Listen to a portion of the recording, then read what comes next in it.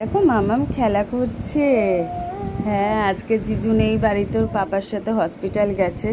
মানে মেয়ের শরীর সত্যি খুব খারাপ, মেয়ের গল ব্লাডারের স্টোনটা ধরা পড়েছে, অনেকগুলো স্টোন আছে বলছে, ইনফেকশনও হয়ে গেছে, তার জন্য খুব কষ্টও পাচ্ছে অ্যাকচুয়ালি। এবার ও যেহেতু ছোট বাচ্চা, ওকে নিয়ে আমার পক্ষে কালকে আমাদের এমার্জেন্সি নিয়ে যেতে হয়েছিল হসপিটালে। এবার ওখান থেকে উপস্থিত ব্যথার ইঞ্জেকশন মেরেছিল, তো আজকে আউটডোর দেখাতে বলেছে, তা আউটডোরে নিয়ে যাওয়া হয়েছে। আমার বোন গেছে সাথে, ওর বাবা গেছে, আমি আজকে আর ওকে নিয়ে যাইনি। মানে ওরও খুব জার্নি হয়ে যাচ্ছে, আমাদের এখান থেকে গাড়ি ঘোড়া সত্যি কথা এবার ট্রেনে তো পসিবল না, যার জন্য যাই হোক গাড়ি করে অনেকক্ষণের জার্নি, একটা বাচ্চাকে বাইরে সামলানো, আর এত ছোট বাচ্চা, হসপিটালে একটা জামসেরও বিষয় আছে, ওর জন্য আজকে আমি আর যাইনি, ওকে নিয়ে বাড়িতে রয়েছি। ওর বাবা নিয়ে গেছে, আজকে ডাক্তারটা দেখানো খুবই জরুরি। মানে এই মুহূর্তে কি কন্ডিশন হয়ে রয়েছে বুঝতে পারছি না। মানে মেয়ে একদম এতটাই জ্বর উঠছে যে মেয়েকে সামলানো যাচ্ছে না, ইভেন শ্বাসকষ্টও হচ্ছে খুব। মানে ঠাকুরকে এটাই রাখছি যে এমনভাবে ওকে তুমি ফেললে, মানে মা হয়ে মানে এতটাই, মানে আমি আর পেরে উঠছি না যে ওর সামনে কিছু বলছি না। যতই যাক দেখবো আমরা একটা সেপ্টিপিন ফুটে গেলে ভয় পাই, সেখানে তো একটা ইঞ্জেকশন, ছোট মানুষে ও তো ভয় তো পাওয়ারই কথা। এবার ওর ভেতরে কি চলছে, আর ও আগাগোড়াই খুব চাপা, সহজে কোনো কথা বলতে চায় না।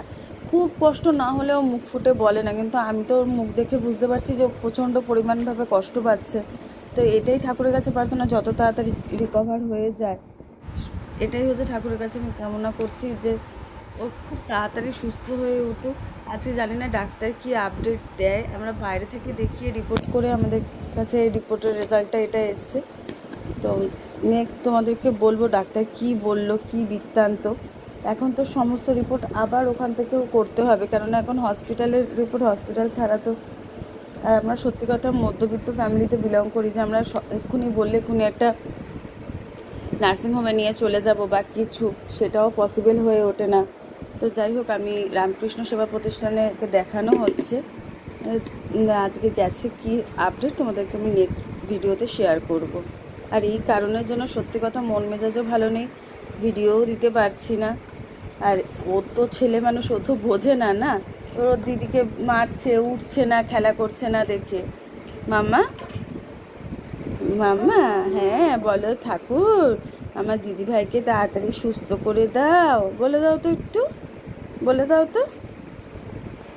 ওরও ধকলটা হয়ে যাচ্ছে, তার মধ্যে এই বৃষ্টি হচ্ছে, এই গরম এত, আর ওকে তো হসপিটালের ভেতরে ঢোকানো না, বাইরেটায় নিয়ে ওকে সেই গতকাল আমার পিসি সোমা নিয়ে ঘুরে গেছে। এবার ও তো কাউকে ওইভাবে চেনে না, দেখে না, ও থাকতেও চাইছে না, এখন কি করব।